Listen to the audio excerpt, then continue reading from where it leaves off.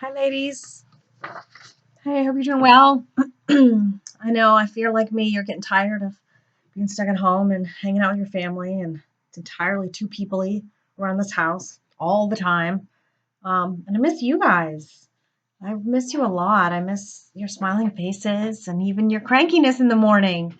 Um, I'm the only one here who's cranky in the morning. My husband and my son Asa are like raring to go, and my Levi is just chill, and it's hard being the only cranky one. I miss you guys. Excuse me. I'm here to talk to you about lesson 13, dealing with the flesh. This is a hard one, okay? This is kind of a hard lesson.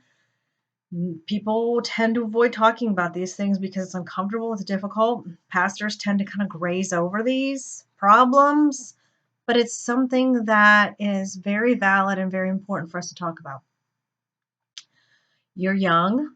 Hopefully, you haven't encountered a lot of these problems yet, but you will. And it is super important that you have had some experience and you have some knowledge so you can avoid falling into these traps that Satan sets for us. So, first of all, I want to talk about the word flesh. It grosses me out. I'm just going to be honest with you. Every time I say the word flesh, I get like cringy inside. When I was in like second grade, we had the word flesh as a spelling word, and I had to write it 20 times, and I thought I was going to throw up. It just grosses me out. I don't know why. It's just one of those words. It makes me feel gross. But then that makes me think that's how God feels when we live for the flesh instead of for Him, and instead of for our spirit. It grosses him out. He finds these sort of sins of the flesh to be disgusting. He really does. And they kind of are, when you look at it from a spiritual perspective. Some of it's really gross. It's yucky. This is a yucky chapter. Next chapter is going to be sort of yucky too. It's kind of nice that you're home and comfortable. We don't have to be embarrassed talking about this because you're alone or you're with your family. You can talk to your parents about these things, which I think is very nice, very important. Have an open line of communication. Um, anyway, so I want to go over the lessons a little bit, and then I'm going to do another video where I'll do the teacher lesson. This is actually my second attempt at doing this video because the first one was too long and YouTube wouldn't let me post it. Apparently, you have to follow certain steps in order to be allowed to post really long videos. Anyways, it was too long anyways. So, okay. Dealing with the flesh. God is very specific in the Bible about what it is that we are allowed and not allowed to do. And we've talked about this before. These rules and guidelines aren't because God is harsh. It's not because he wants to punish us, but he wants us to live our best life. And we live in a world that is very fleshy driven, very self driven. Please myself. You only live once. Do what makes you feel good. Do whatever you want that makes you feel right. That is not what God has taught us. God has taught us to do what is pleasing to the Lord. It's the same thing like when I was talking about dress code. Um, we're to dress in a way that is pleasing to God and not to society. And those aren't the same. Okay? So works of the flesh on page 104 of your workbook talks about the difference between fornication and adultery. Um, some of these questions might have been kind of hard for you. You had to look them up in the dictionary. I hope you had a dictionary. Google them, okay? But I want to make sure that you're on the right track. Now, if what you wrote down is similar, just keep it. But you might need to add some detail or you might need to change something after I read to you the actual answer. So the difference between fornication and adultery is that fornication refers to sexual immorality of any kind, whereas adultery is specifically the unfaithfulness in marriage. Okay, so premarital sex falls under fornication as well. Adultery falls under fornication, but adultery and premarital sex are different because obviously adultery is when you're married, and premarital sex is when you're not. Both, unfortunately, are very commonly accepted in our society. They're not accepted by the Lord for reasons. They cause you problems, drama, heartache, illness. There's reasons why these things are not allowed because God knows for us to have our best life and have healthy relationships, we have to follow his guidelines. Then moral impurity is any form of moral misbehavior, any immoral behavior at all, even the stuff you do behind closed doors, Whereas debauchery, I love that word. We don't say it often enough. It's kind of a fun word. Hard to spell. Fun word. Debauchery is public immoral behavior repeatedly. So that's when people repeatedly do things like getting drunk and going to the bar and just being drunk and crazy, um, openly fighting and arguing with people, swearing. Nothing gets me more irritated than when I'm at a playground and there are people who are cussing and swearing around my children. That's not okay. Okay, though that's debauchery. Idolatry is worshiping anything less than God and putting it in the place of the Lord. A lot of people think idols have to be little statues that you would worship, and they can be, but they're not always. A lot of times, money is an idol. A lot of times, the TV is an idol. So idols can be lots of different things. It's anything that you take in place of the Lord, and we'll talk about this a little more in the teacher lesson. Witchcraft is sorcery, dabbling in supernatural powers. It's an actual religion that people do practice. Hatred is a great hostility or animosity towards someone. Like we're not supposed to hate people. It's okay to not like them. It's not okay to hate them. It turns into bad things. It's very unhealthy. Strife is continual combative disagreements, getting into arguments with people. A lot of us know people who are argumentative, who argue all the time. It's not good. It's not healthy. Then jealousy is striving against others to be better than they are. So it's not just envying what they have, but actually trying to be better than them. Wrath, violent outbursts of anger, rage, uncontrollable rage, showing your anger.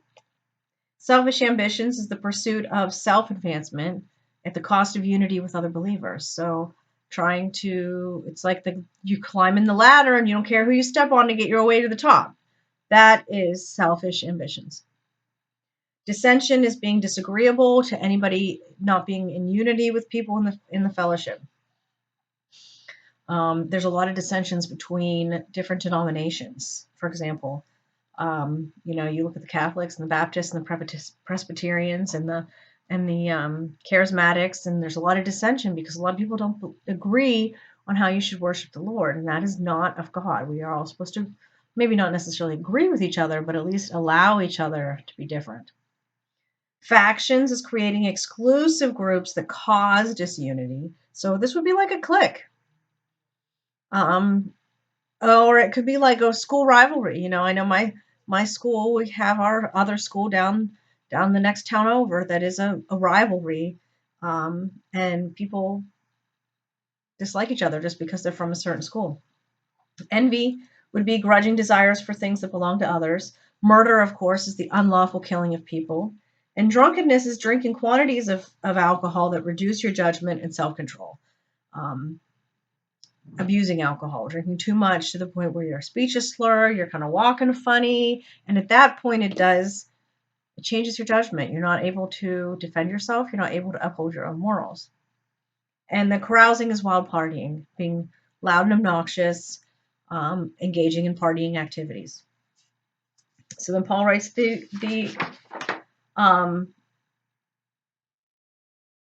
so on page 106, you talked a little bit about the results of living carnally, and the carnal is your fleshy nature. Okay, so when you're living carnally, you're living for the flesh. As Christians, we're supposed to try to get rid of our flesh and focus more on God and on the Spirit. Not because it's not fun, but because it's just better. And you can still have fun with the Lord. You can still enjoy yourself without having to chase after all of these pleasures of the flesh. Romans 8:6 talks about the mind being controlled by the flesh leading to death. Romans 8:7, the mind controlled by the flesh is opposite of God and does not yield to the laws of God. And this I see a lot. People are like, I should be able to do what I want because it feels good, because I like it. This is a worldly view, but God wants us to be in line with His desires. And He rewards us for this with a peaceful, prosperous life. Then Galatians 6:8 If you sow in the flesh, you live for the flesh and you'll reap corruption. So eventually, what goes around comes around. When you're not following the Lord, you're going to experience problems. Characteristics of a pagan. Now, a lot of people, when they think of pagan, they're thinking paganism, which is a religion. It is a true religion. It really does exist. But that's not what they're talking about when they're talking about paganism here. In this case, anyone who isn't Christian is considered a pagan. A pagan is someone who has little to no religion, delights in seeking after sensual pleasures and material goods as their only chief purpose in life. So these are the people who live for physical pleasure.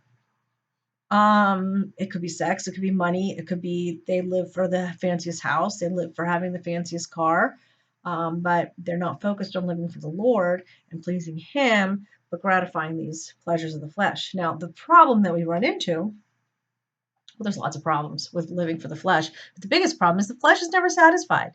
It always craves more, more, more, more. And I've even seen this.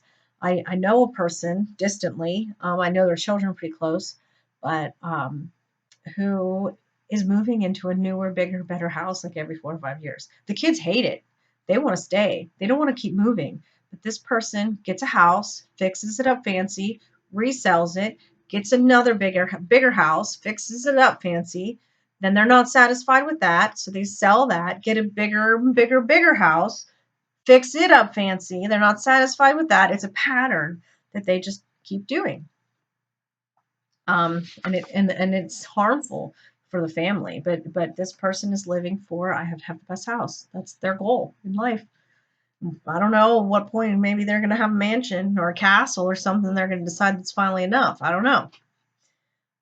So then on page 107, now we have Psalm 37:4 tells you that if you find your delight in the Lord, He will give you the desires of your heart. That does not mean God's going to give you somebody else's husband or that God will hurt somebody that you dislike. What it means is when you're delighting in God and spending time with Him, your desires are going to line up with His desires, and it makes it really easy for Him to bless you and give you what you desire because you will desire what He desires for you. I know some people, they're like, well, God brought us together.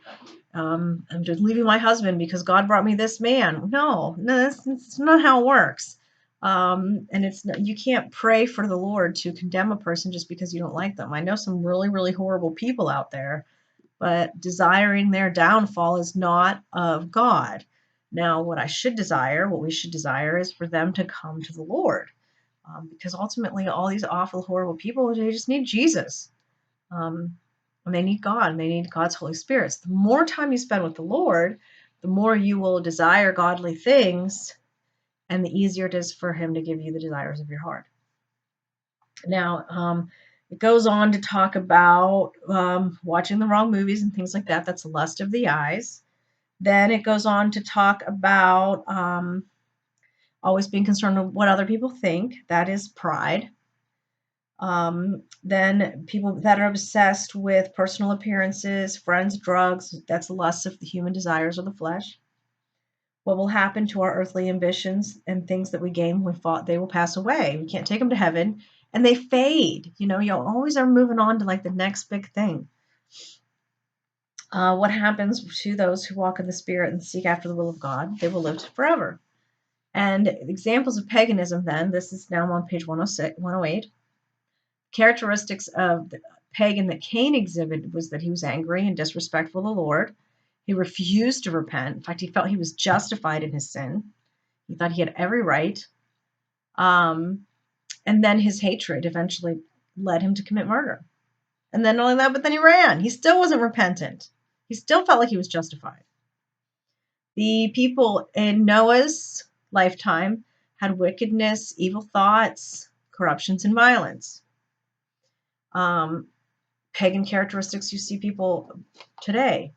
I can do whatever pleases me. I think that cheating on your spouse and premarital sex are both huge things that we see now. Public drunkenness, any bar you go to, you're going to see it. Movies are overly violent. People think that swearing is okay. you'll come up with some of your own examples.